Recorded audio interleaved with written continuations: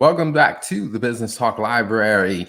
And on this episode, we're going to talk about before you decide to quit. There's a lot of people that are debating about whether I should keep doing my business or whether I should close it down. We're going to talk about before you quit, so stay tuned.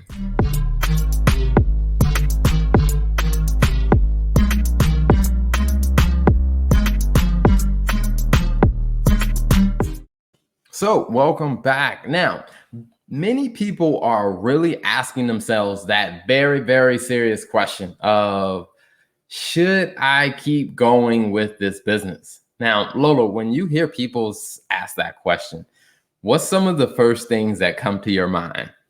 And this is the lightning round. Don't think about it. Just what's the first things that Quitter. Wow. Quitter. Okay. Quitter. It's rough out here in the streets. What's going on? What's happening? I mean, really, you said it's the lightning rod. Literally, that is the first thing that came to my mind. Quitter. But look, I'm just gonna say. Gotcha. Okay.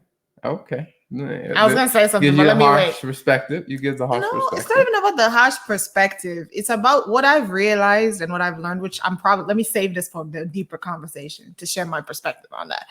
But yes, that is what I'm coming to. And I don't think sometimes people associate quitting as something that's bad. And I don't always think it's a bad thing. So anyways. Okay.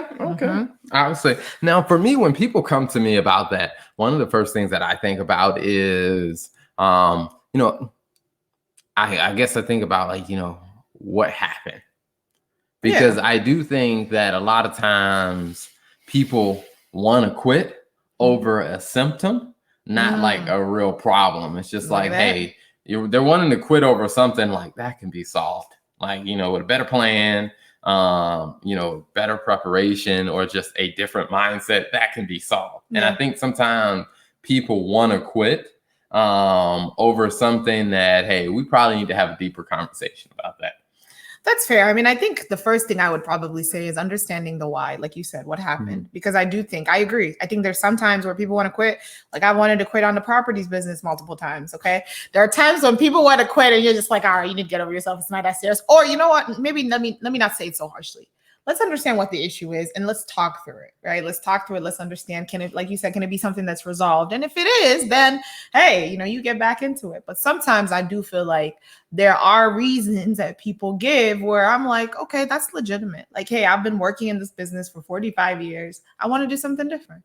45 years. Yeah, there's a lot of people. Like, for example, if I think about the restaurant in Charlotte, there was a restaurant in Charlotte that recently closed. The owner had been working there. It was like a chicken and waffles place. The owner had been working there since like 1970 or 80 something. And they were finally closing. And when they asked him what he was going to do, he was like, nothing yet. Because he'd spent all his life pretty much working in that business from, and now he has adult kids and his kids probably don't want to take it over. And so he's like, you know what, I think it's time to close this down. And it wasn't necessarily like it was from what I understood, it wasn't like it was financial issues or anything like that. So I think sometimes people want to do something different. And I personally don't think there's anything wrong with that. But I think, like you said, is understanding the reason behind of, okay, what happened? Why is it that you want to quit? Because sometimes it is time for you to move on and do something else. And sometimes it's, okay, like on my end, all right, you tripping. You need to get back on there. You need to get back on there. You just need to do it. Because I know even when you and I were talking and I was like, what's the benefit? I'm not seeing the profit. I'm not seeing, well, let me not say I'm not seeing the profit. I'm not seeing the profit I would like. And I think just getting to that point of saying, all right, we're in this. We need to remember why we started this and we're in this long term. So I'd say the first thing, why are you wanting to quit?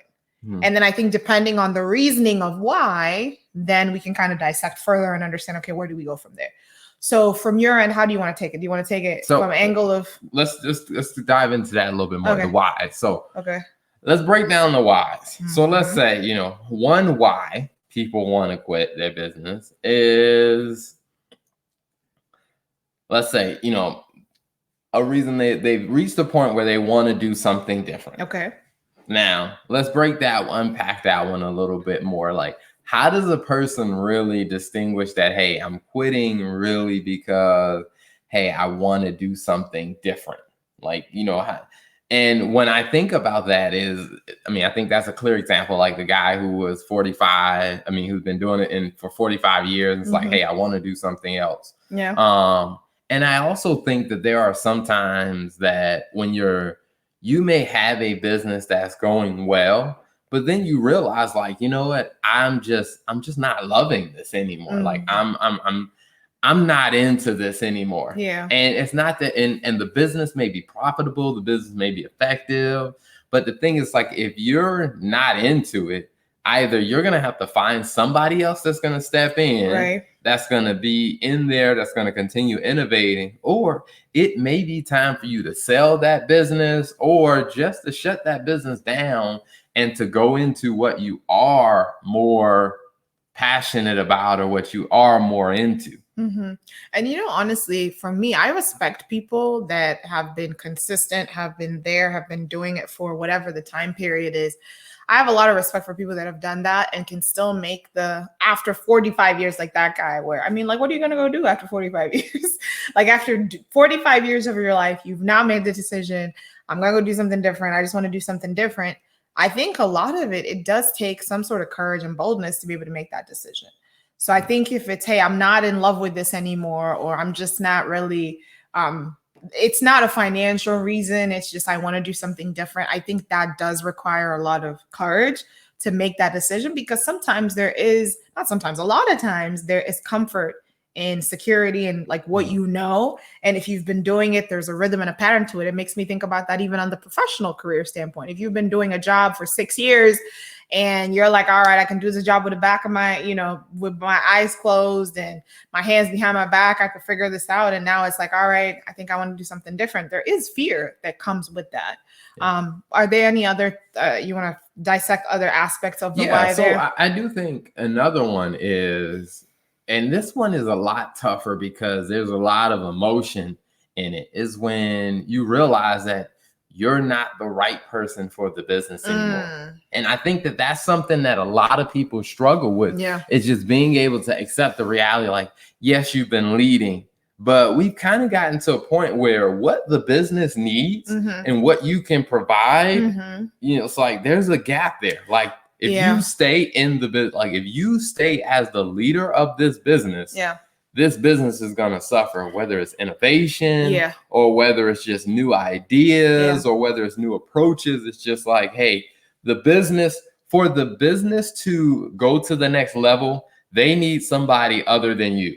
That's a really good point, because I think even within that, it may not just be innovation, but even if I think about someone who, because we've ran into this and seen a lot of business owners that are in this position where they're really good at one aspect of the business and they've been trying to do the whole thing. And so even when we think about like the finance and accounting portion of it, you're really good at the business operational side. You're really good at running the production of your product and everything there. But when it comes to understanding, or not even necessarily just understanding, but you don't have enough time to do that and financially strategize where your business is going. Yeah. And so I think really in that situation, I do agree that there is some emotion to it, because sometimes we talk to business owners who are like, man, I've done my finance and accounting for 40 years plus. I've done it by myself. My business is okay. Like, I don't really need I kind of have an idea of where things are. I don't really need the help. But I think to your point, part of that growth and part of that movement is really understanding for where I want to take my business. I need to challenge myself. I need to bring someone in. I may need to step away from the entire business, like you said, especially when you see it a lot with startups, where when they're starting and the founders that started the business or whatever are in the business. And then when the company's about to go public, they're like, all right, we need someone that has been there, that has had that experience. And so you see a change in the leadership when that happens sometimes. And then I think also in certain aspects, there's also a change in the leadership structure and support sometimes when you have like a smaller company that wants to go to the next level, where they're saying, I may not need to do the whole aspect of the business anymore. I may just need to do this part. So I do agree. I think there's some emotion that comes with it, but to your point, you need to think about what's best for the business. And for the next step of the business, does this make sense? And it's tough because you kind of feel like especially if you started with the business from scratch, you feel like this is your baby. A lot of people are like, oh, my business is my child. And I think we did another episode on that or whatever. But really I think you really have to get over, you need to put the best interest of that business ahead of how you feel about that situation. I mean, and speaking of that, like kind of that analogy of like your child, like, we don't have children, but one of the things that I've learned from, from my parents and even other people who do have children, even now, like, when their kids get to a certain age, it's just like at some point you have to prepare those children to go beyond just, your four walls of your home. Like, those kids that need to be able to grow up. I mean, the same thing that, hey, at some point we had to be able to grow up and to start going a little bit further than, because, our parents couldn't be there to hold our hands through everything. I mean, that would be completely awkward if our parents would, I mean, because if you saw that, I mean, if you saw someone whose parent, like, they showed up for their first job and their parent, was there sitting with them next to them at their desk, it's like that would be very awkward. Giving them their water, like, hey, you want some water? I mean, it's like that would be very, and I think sometimes when it comes down to the business, I think where some people, where they attach their personal identity to the business, so where it's like, I am who I am because of this business. And I think that makes it harder for them to see the business objectively. Yeah, no, now, I agree. The next one I want to talk about. So we've talked about, now also another third good reason for quitting the business, I think, is there are sometimes you get to a point where there will be an offer made for your business that is like, good. That's one, somebody wants to pay me $50 million for this business. Like, if the offer is right, I tell some people, like, there's no shame in selling your business if it makes sense for you, because when you look at a lot of major companies, a lot of times what they are doing, the way those major companies grow, because they know, like, hey, in this massive major company, we wish we had people who thought more entrepreneurially, but they don't. So one of the things that they do in their strategies is, how do we go find other companies that are smaller that we can buy? Yeah. Because when they're able to do that, that's how they grow and that's how they innovate. And if you're a business owner and you're running a business and you've built your business in a way that's attractive, and a helpful tip, if you want your business to be attractive, one of the things that you can target is making sure that you have processes and systems in place and that your business is scalable. And typically, big companies who are buying businesses, usually if your business is worth less than $1 million, typically they don't really look at your business. But if you can prove to get your business to doing $1 million in revenue, and it becomes something that's scalable, you become very attractive to a lot of different major companies in your industry. And I always say that if you get offered a price that makes sense, like, there's no shame in being like, you know what, we're gonna sell this business. You know what, we gonna sell it, because oftentimes what ends up happening is you sell the business, and then the major company that bought it will want you to come back as either an advisor or as a leader or an executive to lead that part of the business, because they like what you've done. And you can, like I said, sell the business, get your huge cash payout, and, like I said, still have some type of connection to the business. So I would say those are three very good reasons when a person is quitting, or I'm like, okay, those are three good whys. All right. Now let's go to the bad whys. Other side. Now, sometimes people come to me when they're starting, when they've started the business, and say, hey, I want to quit because this business is too hard. I mean, what is easy? What is easy? I do think that is something that a lot of people struggle with, is realizing how hard it is to build a business. So where, they get into this idea that, well, I'm going to quit this business and I'm going to start this business because, hey, they're not working as hard in this business. I'm like, every business is going to require very solid effort and hard work. Like, no business is going to be sustainable or built without hard work. Agreed. I would agree. And I think I probably fell into that with our first business. I was like, with the properties when we purchased it, I was just like, yeah, no, this is hard. Managing the people's attitudes. You have different personalities, you have different tenants, you have to deal with different things. And so really, I think it's just preparing yourself for that and getting in the right mindset for that, I think is important. Mm-hmm.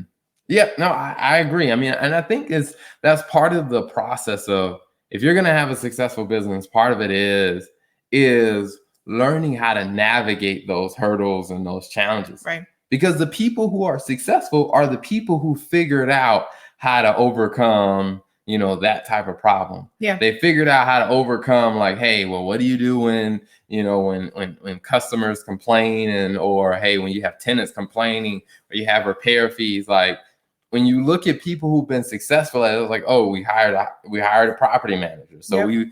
and how we learn to get over those things is talking to people who have been down that road before.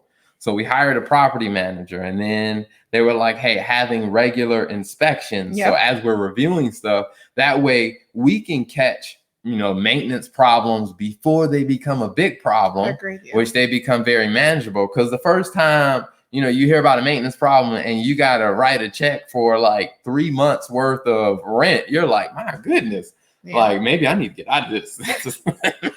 Yeah. And I think part of how I would recommend anyone that's in that phase where you feel like you just started a business and it's really hard and you feel like quitting is, for me, what helped is not taking things personal. And I know that sounds like very up in the air and vague, but if I think about it as a business owner, learn not to take the no's personal.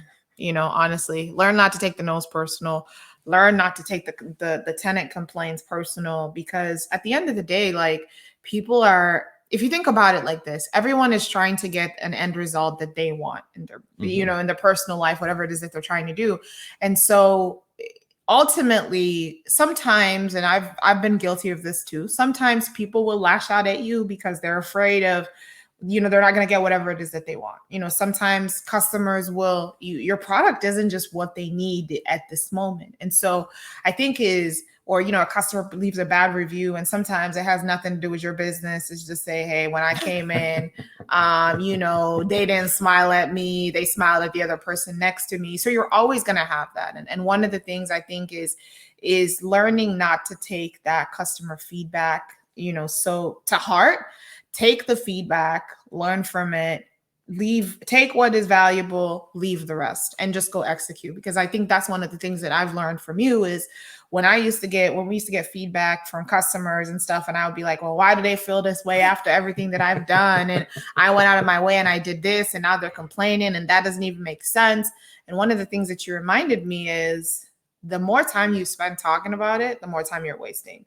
So just take what the action is, fix what you can fix, or do what you can do. Take the action on your part and leave the rest, because at the end of the day, you can only do what you can only do, right? So yeah. I think really you don't need to wallow in all of that and feel bad about yourself. So that would be my advice to anyone who's thinking about quitting because you feel like it's difficult. It's going to be challenging. It may be a different kind of challenging compared to another business, compared to even a full-time job. A full-time job has its own challenges. So really it's just deciding, pick your challenging and really just stick it through and don't take things personal. Yep. So the next one I want to talk about is where people talk about, I'm not making enough money in this business. Now, this could be a legitimate, or this could just be, hey, you need to do some work. And one of the things that one of the things we do a lot with business owners is we'll work through the financial strategy where we really sit down and we go through the numbers and really understanding like how much money is coming in, how much money is coming out. I mean, like, why are you losing money, or why aren't you making more money? And then even coming up with strategies about how to make more money. Like, I was on a call yesterday with a business owner, and they were talking about, we were going through their business, and they were just like, I just not feeling like I'm making enough money. And then when we looked at it, we realized the issue is the pricing. And there were different things that they were doing because they were like, well, we want our product to be a premium product. So they were adding these extra services. But what they didn't account for is to add those extra services, there's an extra cost with every additional service. And plus, They were trying to provide a premium experience, but they were using like a very base price. Yeah. To where one of the most obvious strategies is, well, how about we come up with a base product that charges the base price? Yeah. And then you can come up with a premium product that adds all these extra things, but the price has to be higher because you're offering a premium product. You need to have a premium price. And I think as you start to work through that, one of the things that I've seen is a lot of people who complain about not making enough money. A lot of times it's because they don't really understand the cost and the pricing of what they're doing. But once you fix that, a lot of people who had that concern are like, oh, we're making more money. The business is better. And part of that is because you need a better financial strategy sometimes to solve that problem. Agreed. Yep. I definitely agree. Any other whys you want to address on the other side? Yes. I will say a bad reason is romance. What?